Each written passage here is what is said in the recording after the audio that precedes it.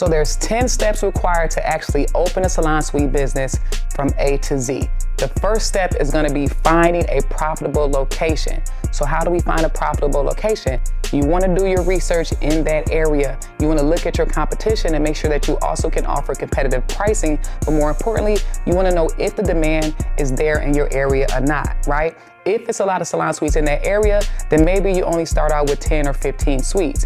If there aren't any salon suite businesses, then maybe you can start bigger with like 20 or 25 suites. One thing you want to consider is making sure that you have adequate parking. So you want at least 2 times the amount of parking spaces that you have suites. So if you have 10 suites, you want to make sure you have at least 20 spaces available, whether it's in a parking garage or street parking, but you want to make sure you have adequate parking. Too many times I see beautiful salon suite businesses, but they don't have enough parking and they're wondering why they can't fill their suites. Well, if the beauty professionals can't find parking, that means their clients can't find parking, and everyone's going to be frustrated and no one's going to want to lease with you. Another thing is you don't have to be in a prime area. Most beauty professionals that work in salon suites already have clientele, so you don't necessarily need to target walk-ins, right? But you want to make sure that your location is still easily accessible and that you have good signage. And more importantly, you want to run your numbers and make sure that everything makes sense. Run your numbers in year 1, year 2, and the last year of the lease. Every year in the lease term, you want to do numbers to make sure that you're happy at 100% capacity, 70% capacity, and 50% capacity. The second thing you want to do once you lock down your location is you want to get insurance right away. Usually the landlord is going to require that. Now, what type of insurance you get, the landlord will let you know in the lease what's required. But you can always add more coverage to your policy and increase it, but you will need to meet their minimum requirements of insurance. But you need to get that right away, because the second you sign that lease, anything that happens on that property, you're going to be responsible for. The third thing you're going to do is you're going to find an architect that's going to actually create your plan. So a lot of times you see people that hold those really big plans up. That's your blueprint. That's your plan that you're going to submit to the city. But with salon suites, it's not like retail. It's not like when the holidays come around, we make more money. Once our suites are full, that's our cap. So it's important that you maximize your space, and the only way to really do that is by hiring an experienced architect. They should know the city codes, meaning they should know how wide your hallways should be, how many bathrooms are required. That's why you want to hire an architect that's familiar with your area. So a couple of questions that you can ask when hiring an architect is, first, do they have experience with salon suites? If they don't, it's okay, but that's always a bonus. Number 2, you want to ask them, how long is the turnaround time for them to produce the plans? This can typically take anywhere from 2 weeks to 4 weeks, but you want to make sure that you're clear on that, because they may have a large workload and they may have to push your project back. So be very clear on the time of completion. The fourth thing you're going to do is hire a contractor. So now that you have the plans drawn out, the architect is going to give that to the contractor, who's actually going to bring it to life. Now, it's important that you do use an experienced contractor. Some questions you can ask: have you ever built a salon suite business? If not, what businesses have you built? Are any of them local? Can we stop by and take a look? Also, maybe reach out to some of their old clients and ask them about their experience. You also want to make sure that they are insured. That way, if anything happens during the build-out process, they are held accountable and not you. That's very important. So I would recommend that even if they produce a document, I would actually call the insurance company to make sure that they are covered. Also, you want to make sure that they will pull the permits for you. This is something that you absolutely don't want any part of. It's non-negotiable. So ask them, will they pull the permits? This means that they're going to communicate with the city to make sure that your permits get stamped so that they can actually start the build out. Now, another important thing when it comes to your contractor is making sure that you stay in communication with them every week and that you hold them accountable and make sure they do what they said they're going to do. Don't be scared to reach out. Don't be scared to ask questions. Remember, you are the boss. You hired them. They work for you. But how you can find a good experienced contractor is ask around. If you know somebody that owns a business, a brick and mortar business, ask them who they used. You can also conduct a search on Google, and I highly recommend that you get at least 3 quotes from your architect and from your contractor. You always want to get multiple quotes, and then you take the 3, you compare them, and you also use that as leverage to negotiate the best deal. The 5th thing is going to be permitting.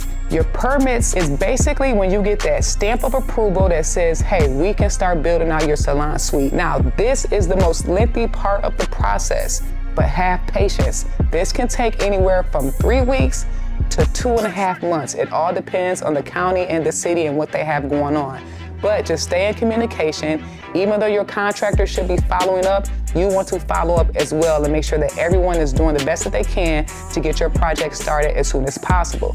So once the city actually stamps that permit, that same day, you can start your build out process. The next thing you're gonna do, number 6, is you're gonna order your signage as soon as you submit your permitting, get your sign up. Because even though you aren't officially open, you wanna get that sign up so that people know that you're coming. So as people are riding around, visiting that area, they know Salon Suite's coming soon. You can get a banner that says Salon Suite's coming soon, get a barcode that people can scan from far away where they can sign up and schedule tours. But you wanna make sure that you get that signage up ASAP. This also requires a permit and can be a lengthy process, anywhere from 4 to 6 weeks. So order your signage as soon as your contractor submits your permits to the city. Number 7 is gonna be order equipment. Now, when you order equipment, it depends. What I highly recommend is once you find the equipment that you're in love with, call them and ask them what their delivery time is. They may say a week, they may say 4 or 5 weeks. This lets you know when you need to actually order the furniture so that it can arrive on time.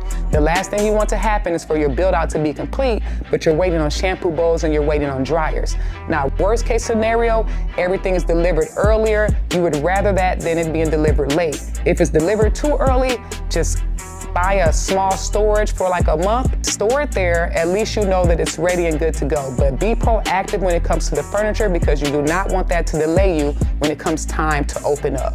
Also, don't always choose the cheapest furniture. A lot of times the cheap furniture requires a lot of repairs and maintenance. So invest money, read the reviews, go out and touch and feel it if you can, test it out, but get good quality of furniture so that it can last a long time. Number 8 is gonna be the exciting part because you should be about 80% done with your build out, and that's when you're gonna start pre-leasing your suites.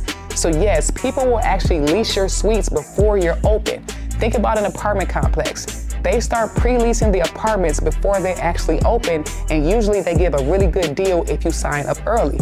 So what you can do is you can pay for a 3D rendering. That's basically like a 3D visual of what it's going to look like. Or you can actually have them come in and tour. As long as it's safe, don't fear that they won't fall in love with it because you don't have your finishing touches on it. Just explain the vision to them, be professional, make sure it's clean, and you can still get people to sign up way before you even open. That way, when it's time to actually open, most of your suites are already filled. So you want to give a good move-in early bird special, one that you would normally not do. So something, if you normally give out 2 weeks, you want to give like 4 weeks free if they sign within a certain amount of time. So make sure you pre-lease your suites, just have good marketing, be consistent, be professional, and you'll do great. Number 9 is gonna be the final inspection. So once everything is done, once the contractor has completed the walls, the electrical, the plumbing, everything is where it needs to be, the shampoo bowls, dryers, you're gonna have a final inspection. So that's when they're gonna actually come in, walk through and make sure that everything matches that plan. Remember, they're always gonna go off of that plan. Nothing can be different.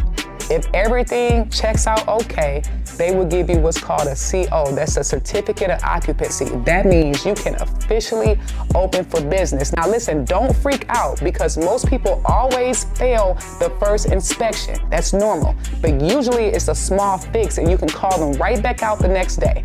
All right, so don't freak out. Sometimes you may have to go through 2 or 3 inspections, but it's normal. Just fix and correct whatever they say, call them back in, get your certificate, and get open for business. And the final thing is gonna be the grand opening. Now here's the thing, I recommend doing 2 grand openings, a soft grand opening and a large grand opening, right? The soft grand opening is just saying, hey, we're open for business, come and tour, come and lease a suite. Then you wanna wait until you're about 70% full and then do a really big grand opening. That's when you invite all your family and friends out and you celebrate. The suites are already filled. You have some of the suites that are designed so people can see it all come to life. That's when you do your really, really big grand opening. Now here's another tip. When you do your grand opening, also have a mini grand opening for each of the suites. So simply buy a long ribbon, tie it from door to door, have the beauty professionals actually cut their ribbon and celebrate them as well. Allow them to invite their family and friends.